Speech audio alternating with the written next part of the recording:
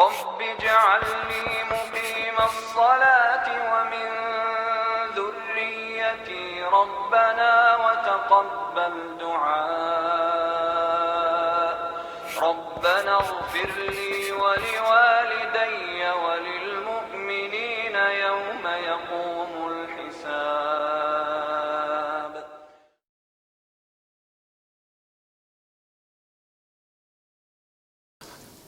Assalamualaikum warahmatullahi wabarakatuh. Innal hamdalillah nahmaduhu wa nasta'inuhu wa nastaghfiruh. Wa na'udzu billahi min shururi anfusina wa sayyiati a'malina. May yahdihillahu fahuwal muhtadi wa may yudlil falan tajida lahu waliyyan mursyida. Asyhadu an la ilaha illallah wahdahu la syarika lah wa asyhadu anna Muhammadan 'abduhu wa rasuluhu alladzi la nabiyya ba'dah. Wa qala Allah subhanahu wa ta'ala يا أيها الذين آمنوا اتقوا الله حق تقاته ولا تموتن إلا وأنتم مسلمون وقال عز من قال يا أيها الذين آمنوا اتقوا الله وقولوا قولا سديدا يصلح لكم أعمالكم ويغفر لكم ذنوبكم ومن يطع الله ورسوله فقد فاز فوزا عظيما يا أيها الناس اتقوا ربكم الذي خلقكم من نفس واحدة وخلق منها زوجها وبث منهما رجالا كثيرا ونساء واتقوا الله الذي تساءلون به والأرحام إن الله كان عليكم رقيبا أما بعد إن أصدق الحديث كتاب الله وخير الهدي هدي محمد صلى الله عليه وسلم وشر الأمور محدثاتها وكل محدثة بدعة وكل بدعة ضلالة وكل ضلالة في النار. Kaum muslimin dan kaum muslimat, para pemirsa Rosa TV dimanapun Anda berada, alhamdulillah kembali kita akan melanjutkan pembacaan kitab Nidaun ila al-murabbin wal murabbiyat, himbauan kepada para pendidik baik yang laki maupun yang perempuan. Kita masuk pada muhimmatul murabbin najih, urgensi seorang pendidik yang berhasil. Inna min ahdafit tarbiyati wa ta'limi insya'u syakhsiyati dhati mathalil ulya. Sesungguhnya target daripada pendidikan yaitu untuk mencetak generasi yang memiliki kualitas yang tinggi. Hadhihi syakhsiyatu yajibu ayyakuna murtabitatun bi rabbih. Kepribadian anak didik ini ya hendaklah sangat erat ikatannya dengan Tuhannya, yaitu Allah Subhanahu wa taala. Tastamiddu minhu nidhamu hayatiha. Dari situ akan diambil peraturan kehidupannya, wa ta'malu ala taqwimi mujtama'iha, dan dia akan beramal ya sesuai dengan masyarakatnya, wa tashihu mafahimihi, memperbaiki pemahamannya, ala ususin sahihatin, atas dasar atas prinsip-prinsip yang benar. Wa hadhihi hiya risalatul muallim wal gharadu min tarbiyatihi wa ta'limihi. Berikut merupakan risalah ataupun tulisan seorang guru dan tujuan dari pendidikan dan pengajarannya. Di sini ikhwah rahimanallahu wa iyyakum dijelaskan bahwasanya seorang murabbi, seorang pendidik, dia harus tahu sebenarnya apa target daripada pendidikan tersebut. Ketika dia mendidik anak-anaknya, mendidik anak muridnya, dia harus tahu targetnya apa. Demikian. Apakah targetnya duniawi ataukah targetnya ukhrawi? Apakah targetnya ingin mencetak anak-anak tersebut anak-anak sebagai pengusaha, hartawan, atau dia ingin mencetak anak ini menjadi seorang yang soleh dan solehah? Demikian ikhwah, ya. Atau akan mencetak generasi yang memiliki kualitas yang tinggi. mathalul ulya. Dan tentunya seorang tidak akan dinilai memiliki kualitas yang tinggi kecuali dia harus memiliki kekuatan ikatan yang sangat erat terhadap Allah Subhanahu wa taala. Sehebat apapun seorang berhasil sukses dalam dunianya, apabila dia tidak memiliki ikatan dengan Allah Subhanahu wa taala, tidak memiliki ikatan terhadap Tuhannya, maka dia bukan generasi yang mulia.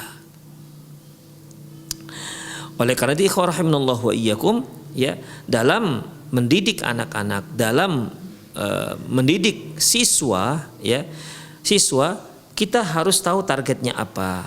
Targetnya apa? Ya, tujuannya juga untuk memperbaiki pemahaman masyarakat, ya. Sehingga buku yang akan dijelaskan ini, yang akan kita bacakan ini, memberikan kepada kita apa tujuan dan target seorang pendidik. Wa minal ma'lumi anna litarbiyati asasan taqumu 'alaiha takhtalifu bi ikhtilafil mujtama'ati wal ittijahatiha. Sebagaimana yang sudah dimaklumi bahwasanya pendidikan dasarnya itu pendidikan dibangun di atas dasar yang berbeda-beda sesuai dengan dasar yang sudah tertanam dalam masyarakat setempat, masyarakat tersebut. Fa idza kana asasut tarbiyati fil mujtama'i syuyu'i mathalan, apabila dasar daripada pendidikan itu adalah masyarakat komunis, ya, masyarakat komunis, maka tartakizu ala madiyati, maka pendidikan ini akan terfokus pada materi.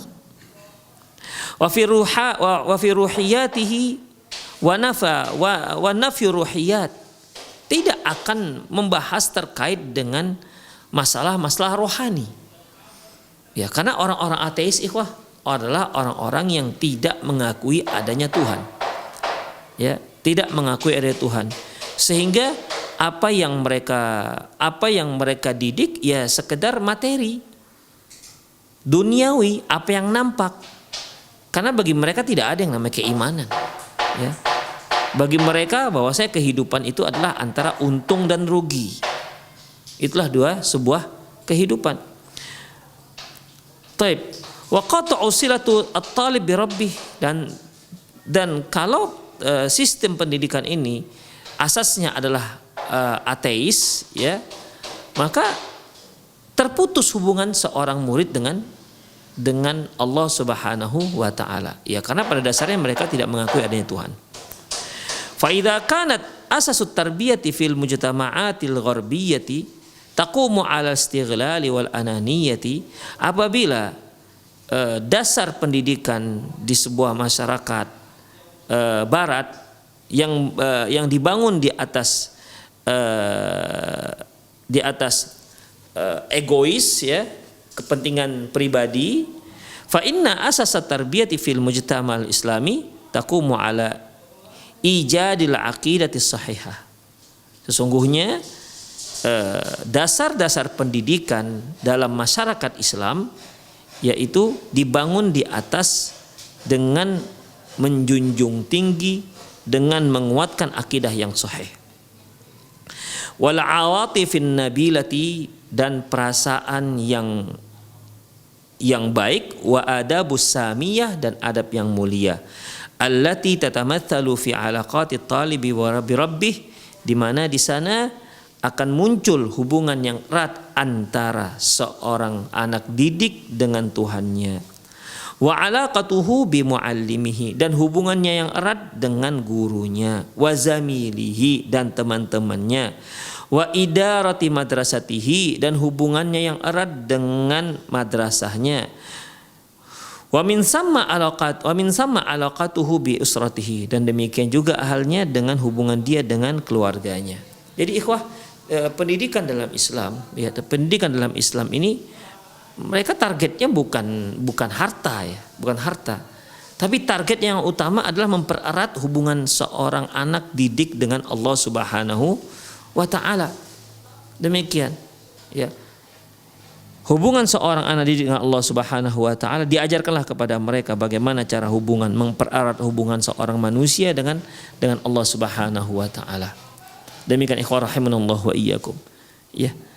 Karena turunnya Islam itu juga diutusnya Rasulullah sallallahu alaihi wasallam, ya, untuk mengajarkan kepada kita bagaimana kita mempererat hubungan kita dengan Allah Subhanahu wa taala. Bahkan mengajarkan kepada kita bagaimana cara menghambakan diri kepada Allah Subhanahu wa taala. Demikian ikhwah. Dan Islam itu sendiri mengajarkan kepada kita bagaimana mempererat hubungan kita dengan guru kita. Ya, akhlak kita terhadap guru kita. Demikian juga akhlak kita terhadap teman-teman kita, dengan madrasah kita, dan tentunya yang tak kalah pentingnya adalah bagaimana hubungan kita dengan keluarga kita. Demikian ikhwah. Ini semua diatur dalam Islam. Ini semua diatur dalam syariat Islam, syariat yang sangat mulia ini.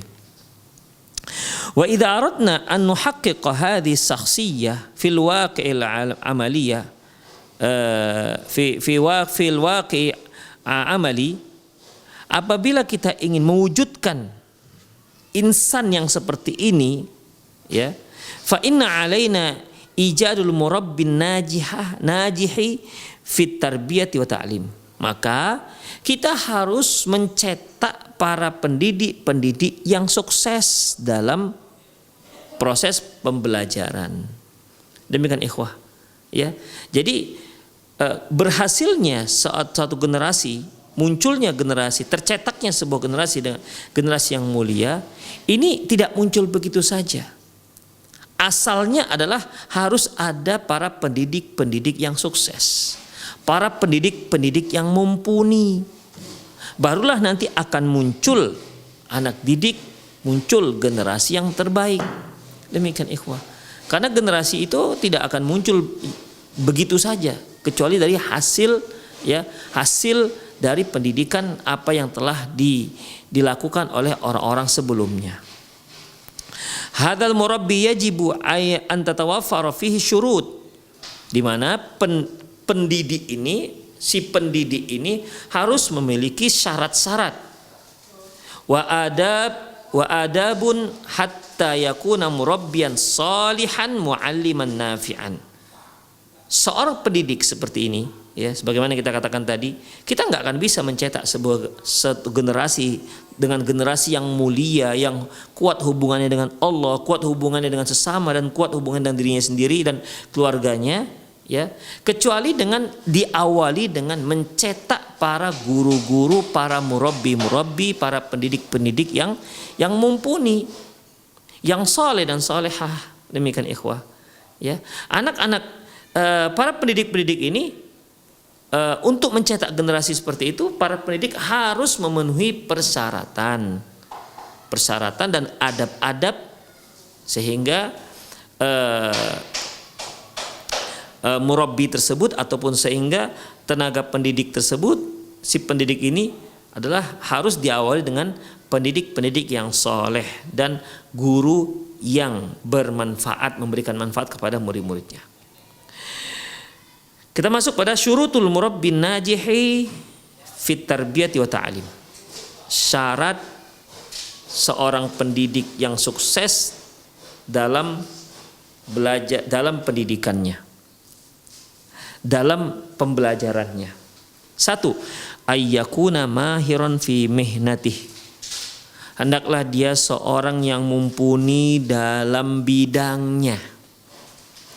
Ya, hendaklah dia seorang yang mumpuni dalam bidangnya, mutabakkiron fi asali bi ta'limihi, dan orang yang senantiasa berinovasi dalam metode pembelajarannya, muhibban liwazifatihi wa tulabihi, yang cinta atas pekerjaannya dan cinta dan sayang terhadap siswa-siswanya. Yubdhilu juhdahu litarbiyatihim at-tarbiyatal hasanah, dia keluarkan, curahkan semua potensinya untuk mendidik dengan pendidikan yang baik. Yuzawwiduhum bil ma'lumatin nafi'ah, di mana sang guru ini akan memberikan bekal maklumat-maklumat yang bermanfaat untuk anak didik. Wa yu'allimuhumul akhlaq fadilah, dan mengajarkan mereka akhlak yang utama, akhlak yang mulia. Wa ya'malu ala abadihim ala ibadihim ala adati sayyi'ah. Wa ya'malu ala ibadihim anil adati sayyi'ah. Dan mereka berupaya untuk menjauhkan anak-anak didik ini dari kebiasaan-kebiasaan yang buruk. Wa huwa yurabbi wa yu'allim fi anin wahid, di mana dia seorang pendidik sekaligus sebagai guru dan pendidik, ya, dalam satu waktu sekaligus. Jadi di sini ikhwah rahimanallahu wa iyyakum, penulis menyebutkan bahwasanya seorang guru itu, ya, dia harus mahir dalam bidangnya. Seorang guru dia harus mahir dalam bidangnya, dan dia memiliki insting dalam mengajar, berinovasi dalam memberikan metode pengajaran. Ya, dia harus punya pemikiran ke arah sana. Ketika dia melihat seorang anak didik kurang cerdas, apa yang dia bisa lakukan supaya anak ini yang kurang cerdas ini bisa menyerap pelajaran. Kalau dia berhadapan dengan seorang anak yang sangat cerdas misalnya, yang cenderung pada membuat onar di kelas dikarenakan dia merasa sudah bisa, apa yang harus dia kerjakan? Apa yang harus dia lakukan terhadap anak yang sangat cerdas seperti ini? Demikian ikhwah, ya. Ketika dia berhadapan dengan anak yang malas, apa yang harus dia lakukan? Berhadapan dengan anak-anak yang yang suka membuat onar di kelas misalnya, apa yang harus dia lakukan? Jadi ini semua ikhwah, seorang guru harus punya insting untuk itu, ya. Seorang guru harus punya insting, dia harus berupaya dengan berbagai macam cara, bagaimana caranya agar ilmu ini sampai kepada si anak. Demikian ikhwah, dan dia harus cinta dengan pekerjaannya, ya. Dia harus cinta dengan pekerjaannya dan murid-muridnya. Jadi kalau ada seorang guru yang diperhatikan hanya gaji, ya, hanya gaji. Kalau sudah seorang guru hanya memperhatikan gaji, ini guru yang tidak mencintai dunia pendidikan, guru yang tidak mencintai pendidikan. Demikian ikhwah, ya, karena orientasinya hanya duit. Demikian ikhwah, ya. Seorang guru yang sukses tentunya dia harus mencintai profesinya tersebut. Dia harus mencintai profesinya tersebut. Dia suka mengajar, ya.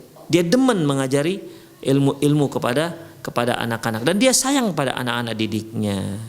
Dan dia berupaya dengan semaksimal mungkin, ya, untuk mendidik anak-anaknya dengan pendidikan yang baik dan menjauhkan mereka dari kebiasaan-kebiasaan buruk, ya, berupaya mengajarkan mereka adab-adab yang baik, kemudian berupaya mentransfer berbagai macam ilmu-ilmu yang bermanfaat sebagai bekal anak-anak hidup di dunia dan di akhirat mereka.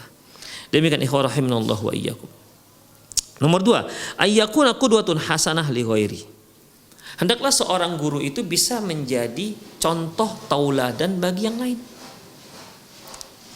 Fi qawlihi wa amalihi wa sulukihi, apakah dalam ucapannya, dalam perbuatannya, dalam akhlaknya, dia harus bisa menjadi contoh bagi murid-muridnya, contoh bagi yang lain.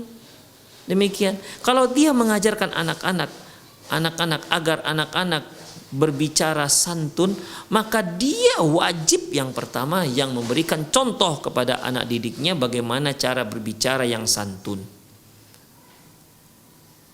Ketika dia mengajarkan kepada anak-anak bagaimana cara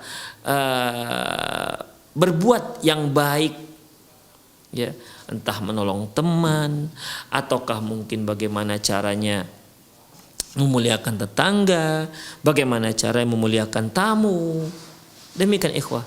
Dia harus tunjukkan supaya si muridnya mudah menerima apa yang diajarkan oleh sang guru. Akhlak juga harus benar-benar teruji kebaikannya, sehingga si guru ini benar-benar menjadi uswatun hasanah, benar-benar menjadi suri tauladan yang baik bagi anak didiknya.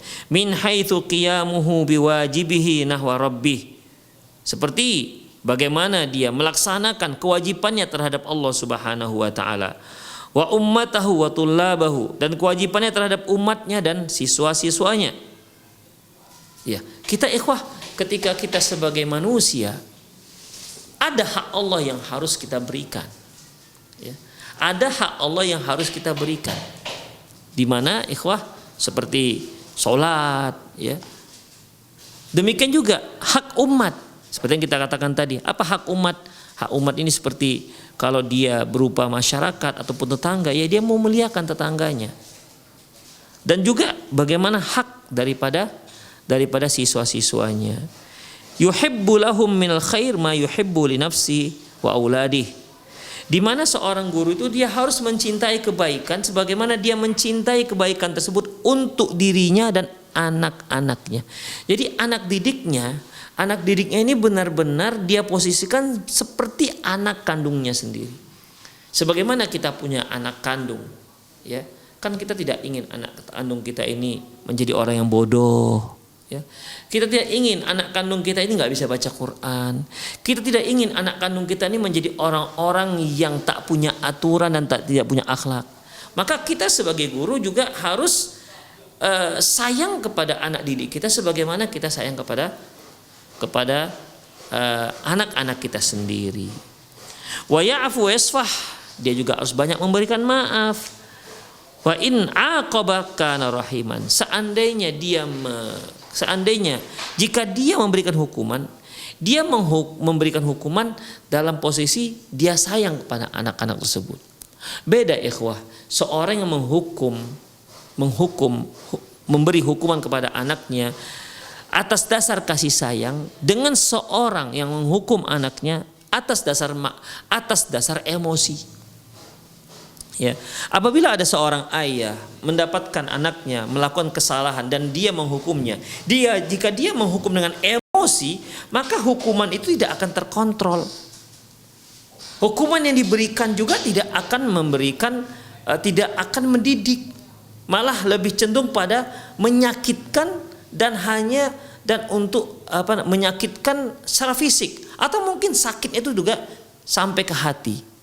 Demikian. Karena apa? Karena dia menghukum itu tujuannya bukan untuk memperbaiki si anak, tapi memang emosi, dia marah. Demikian ikhwah. Ya. Makanya kita perlu juga lah sekali-sekali kalau kita mau tidak mau harus menghukum anak kita, kita ungkapkan bahwasanya ayah menghukum ini bukan karena benci. Ayah tidak suka menghukum, apalagi hukuman fisik seperti ini. Ayah tidak suka. Demikian. Tapi ayah harus lakukan ini demi untukmu ya wahai anakku, supaya engkau bisa faham ini adalah perbuatan yang salah. Kalau ayah tidak menghukummu, kamu tidak akan ingat bahwasanya ini adalah sebuah perbuatan yang salah. Demikian. Jadi si anak tahu si ayah ini ya memberikan larangan, memerintah ini dan memerintah itu bukan dikarenakan dia sentimen, tapi dikarenakan dia sayang dengan kita. Demikian. Jadi si anak itu walaupun dihukum, dia merasakan kasih sayang orang tuanya.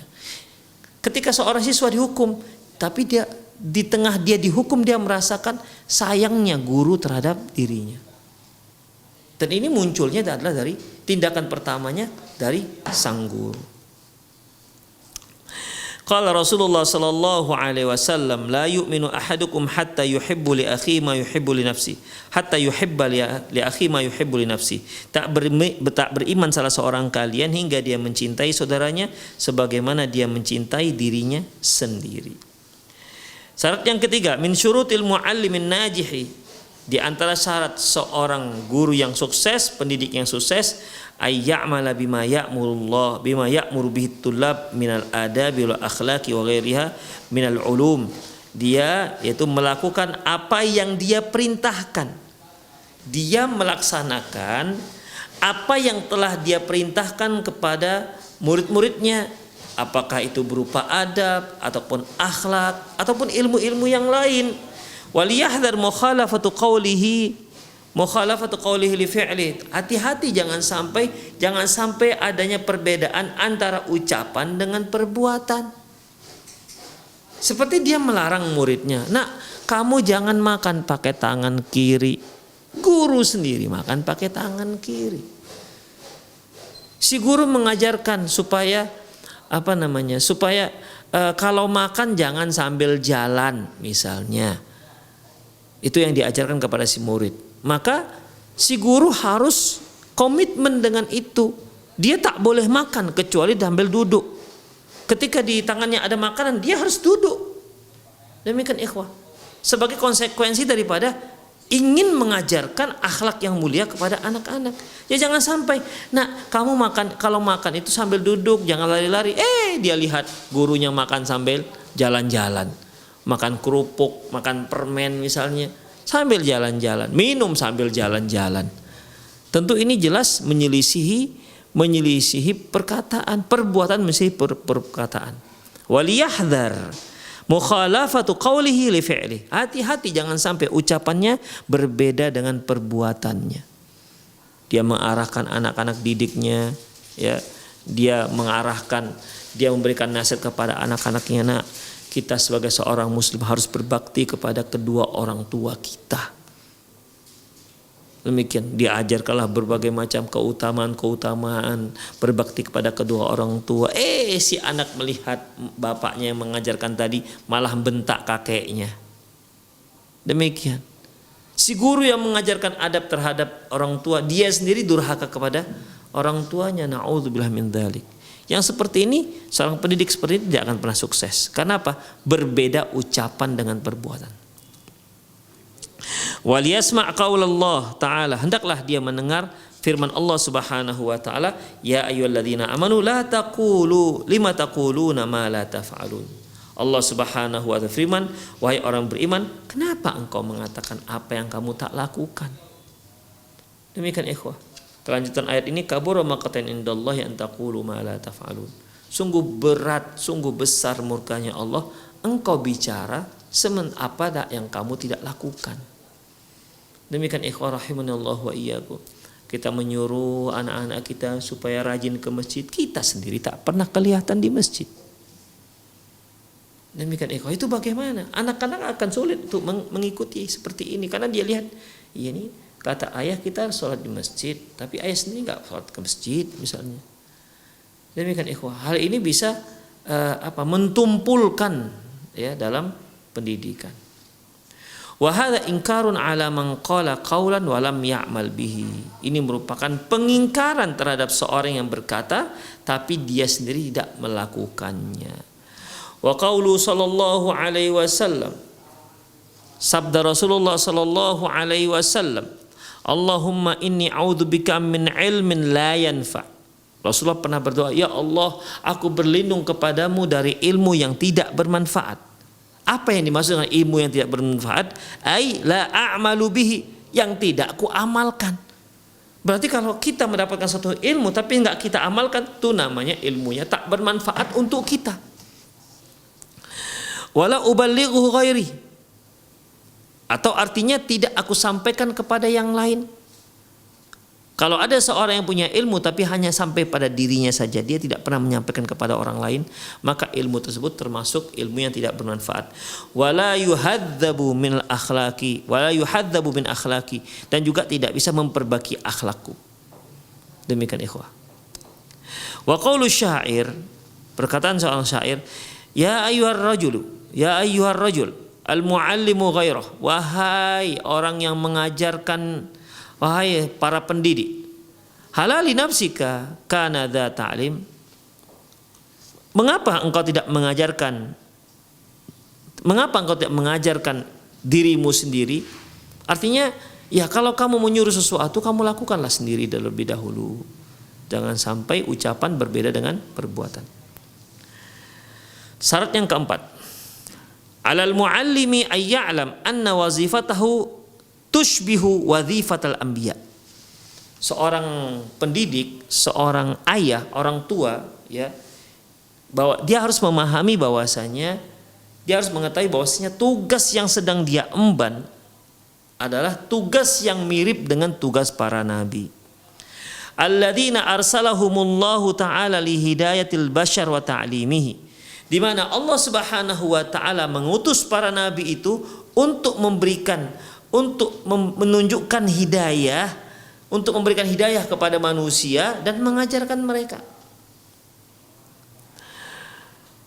Wa ta'rifuhum bi rabbih wa khaliqihim, dan untuk mengenalkan kepada mereka tentang Allah Tuhan mereka dan pencipta mereka. Wa kadzalika huwa fi manzilatil walid fi 'atfihi 'ala tulabihi, dan juga dia merupakan, ya, dia seorang guru itu posisinya sama seperti orang tua terhadap anak kandungnya. Seorang guru terhadap muridnya itu sama seperti orang tua terhadap anak kandungnya. Wa mahabbatuhum lahum, demikian juga kecintaannya terhadap murid-muridnya. Wa annahu mas'ulun an haula'it tullab, dan dia menjadi bertanggung jawab atas siswa-siswanya. Pertama, an hudurihim, terkait dengan kehadiran si siswa, wa ihtimamihim bidurusihim, dan bagaimana perhatian si siswa terhadap pelajarannya. Bal yuhsinu bihi ayyusa'idahum fi halli masyakilihim wa ghairi dzalika mimma yu'addu min mas'uliyatihi. Bahkan bisa juga dikatakan si guru ini dia yang membantu menyelesaikan banyak permasalahan murid-muridnya, ya, dan lain-lain yang demikian itu termasuk tanggung jawab sang guru. Demikian ikhwah. Jadi bukan hanya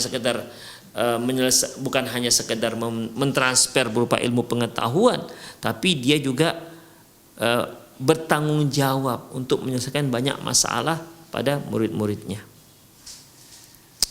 Wa qala sallallahu alaihi wasallam, Rasulullah sallallahu alaihi wasallam bersabda, kullukum ra'in wa kullukum mas'ulun an ra'iyati, semua kalian pemimpin dan masing-masing pemimpin akan dimintai pertanggungjawabannya. Waliya'lam annahu mas'ulun amama Allah an tulabihi madza 'allamahum. Demikian juga seorang guru, seorang pendidik, dia bertanggung jawab di hadapan Allah Subhanahu wa taala tentang ilmu yang telah diajarkannya kepada murid-muridnya. Wa hal akhlasa fil bahthi anis subul muyassarati li irsyadihim.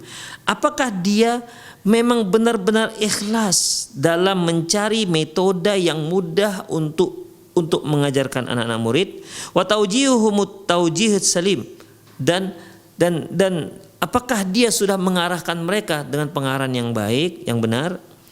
Qala sallallahu alaihi wasallam, Rasulullah SAW bersabda, innallaha sa'ilu kulli ra'in ammastara'ah. Sesungguhnya Allah Subhanahu wa taala akan mempertanyakan setiap pemimpin atas apa yang dia pimpin. Ahafidha dzalika am dayya'ahu, apakah dia memang benar-benar menjaga amanah tersebut ataukah dia sia-siakan. Hatta yas'ala rajulu an ahli baiti, sampai-sampai si laki-laki akan ditanya tentang keluarganya, akan dimintai pertanggungjawabannya terhadap keluarganya. Summa inna alaihi ayyu khatibahum bima yafhamuna kullu ala qadri fahmihim. Kemudian seorang pendidik haruslah berbicara terhadap anak didiknya dengan bahasa yang dipahami, yang bisa dipahami oleh mereka. Artinya seorang pendidik harus memperhatikan siapa yang audiensinya, siapa orang yang diajak bicara. Ya, jangan sampai bahasanya terlalu tinggi sehingga tidak difahami oleh orang yang mendengarnya. Demikian. Jadi dia harus perhatikan siapa di depannya. Kalau depannya adalah seorang yang dewasa, yang sebaya dengan dia harus gunakan bahasa-bahasa orang yang bahasa-bahasa yang lebih santun, karena dia berhadapan dengan orang yang sebaya dengan dia. Demikian ikhwah. Jadi dia harus menggunakan bahasa yang mudah difahami oleh anak didiknya. Qala Ali radhiyallahu anhu. Ali radhiyallahu anhu berkata, hadithun nas bima ya'rifun. Hendaklah kamu berbicara terhadap orang-orang dengan apa yang mereka ketahui. Atau hibbuna ayyukadziballahu wa rasulah. Sukakah kalian mereka nanti malah mendustai Allah dan Rasulnya? Dikarenakan apa? Bukan dikarenakan isi ataupun konten daripada dakwahnya itu tidak baik, tapi metode pemberitahuannya itu yang salah ataupun kurang tepat. Ya. Metode penyampaiannya tidak sesuai dengan orang yang sedang diajak, sedang dididik. Demikian ikhwah rahimani Allah wa iyyakum. Kemudian selanjutnya, innal muallima bihukmi mihnatihi ya'ishu bainat tullab tatafawatu darajati akhlaqihim wa tarbiyatihim wa dzakaihim. Kemudian seorang guru ketika dia menjalani profesinya, dia hidup di antara para siswa yang memiliki akhlak yang berbeda-beda, pendidikan yang berbeda, dan tingkat kecerdasan yang berbeda. Seperti yang kita katakan tadi, ada anak didiknya tidak cerdas, ada yang sangat cerdas, ada yang luar biasa cerdasnya, ada yang sedang-sedang saja. Dalam masalah ini, ya, seorang guru hidup di dalam lingkungan seperti itu. Walidzalika fa inna alaihi ayyasa'ahum jami'an bi akhlaqihi. Oleh karena itu dia harus berupaya, ya, dia harus berupaya untuk untuk memperhatikan, ya, berupaya untuk memperhatikan semua akhlak mereka. Tidak hanya yang cerdas-cerdas saja, yang sementara yang tidak cerdas diabaikan, tidak. Semuanya diperhatikan akhlak mereka. Yang cerdas, yang sedang-sedang saja, yang kurang cerdas, semua, ya, harus diperhatikan akhlaknya. Karena masalah kecerdasan itu kan tak terkait dengan akhlak. Cerdasan tidak ini kan terkaitan dengan bagaimana cara dia menyerap pelajaran dan menghafalnya. Tapi kalau yang namanya akhlak itu kan tinggal praktek, ya, tinggal mempraktekinya. Fayakunu lahum bimanzilatil walid ma'a auladihi, sehingga sang guru ini posisinya sama seperti seorang ayah terhadap anak-anaknya. Amalan biqaulil murabbil kabir, untuk mempraktekkan ucapan pendidik yang teragung, yaitu Nabi Yuna Muhammad sallallahu alaihi wasallam, Nabi kita Muhammad sallallahu. Innama ana laka bimanzilatil walid wa allimukum. Aku itu di antara kalian, ya, ibarat seorang ayah yang sedang mengajarkan kalian. Demikian ikhwah. Jadi Rasulullah memposisikan dirinya sebagai seorang ayah di antara para sahabat-sahabat yang lainnya. Nomor 6, anna mualliman najih ayyata'awana ma'a zumalaihi. Seorang muallim, seorang guru yang sukses, dia harus bekerja sama dengan teman-temannya. Wa yansahuhum wa yatasyawaru ma'ahum li maslahatit talabati. Hendaklah dia nasihati mereka, ajak mereka musyawarah demi kemaslahatan murid-murid. Liyakunu qudwatul hasanah litulabihim, sehingga mereka menjadi seorang yang sebagai contoh teladan bagi murid-muridnya. Wa alaihim jami'an ayyaqtadu bi Rasulillah sallallahu. Semua guru wajib untuk benar-benar mengikuti Rasulullah sallallahu alaihi wasallam haitsu khataballahu ta'ala al-muslimin biqaulih, di mana Allah Subhanahu wa taala berfirman terhadap kaum muslimin, laqad kana lakum fi Rasulillahi uswatun hasanah. Sungguh pada diri Rasulullah sallallahu alaihi wasallam itu ada uswah hasanah, ada suri tauladan yang baik. Demikian ikhwah rahiminallahu wa iyyakum, ya. Jadi di sini kita sampai pada 6 syarat. Saya ulangi, syarat pertama, hendaklah dia benar-benar orang yang mahir dan menekuni profesinya sebagai seorang guru. Yang kedua, hendaklah dia menjadikan dirinya sebagai suri tauladan yang baik, sebagai contoh untuk murid-muridnya. Ketika dia berbicara tentang kebaikan, dialah orang yang pertama melakukan kebaikan. Intinya dia orang yang Ketika dia memerintahkan sesuatu, dia orang yang pertama yang melakukannya. Ketika dia melarang sesuatu, dialah orang pertama yang tidak melakukannya. Demikian, dia harus menjadi contoh teladan yang baik bagi anak-anak didiknya. Kemudian yang ketiga, ya, hendaklah dia tidak boleh adanya perbedaan antara ucapan dan perbuatan. Ucapan dan perbuatan harus bersinergi. Tidak boleh berbeda. Dia mengatakan jangan, tapi perbuatannya mengatakan melanggarnya sendiri. Demikian ikhwah, ya. Karena hal ini akan mendapat murka dari Allah Subhanahu wa taala. Bagaimana mungkin seorang pendidik yang berupaya untuk memberikan petunjuk kepada anak didiknya tapi dia sendiri mendurhakai Allah Subhanahu wa taala. Kemudian keempat, ikhwah rahimanallahu wa iyyakum, seorang pendidik harus tahu bahwasanya dia itu sekarang, ya, apa yang dia lakukan sekarang itu, tugas itu sama seperti tugasnya Nabi Shallallahu alaihi wasallam. Demikian ikhwah. Dan yang kelima, hendaklah dia bisa hendaklah dia bisa menimbang apa yang harus dia lakukan terhadap kapasitas kecerdasan murid yang berbeda-beda, pendidikan murid yang berbeda-beda. Yang terakhir yaitu hendaklah seorang pendidik itu yaitu bekerja sama dengan teman-temannya, bermusyawarah. Kalau ada kendala dalam mendidik, dia musyawarah dengan teman-temannya sama guru, apa yang harus bisa kita lakukan menghadapi murid yang seperti ini, apa yang bisa kita lakukan kalau seperti ini kondisinya. Demikian ikhwan, demikian dia bisa ta'awun 'alal birri wat taqwa. Dia bisa saling tolong menolong dengan ketakwaan dan kebaikan dengan teman-temannya. Demikian ikhwah, aku qouli hadza wa astaghfirullah li wa lakum wal muslimin innahu wal ghafurur rahim. Bagi para pemirsa yang ingin bertanya, silakan Anda boleh telepon langsung dengan nomor yang ada tertera di pesawat televisi Anda, atau Anda juga bisa mengirimkan pertanyaan ke nomor yang sama.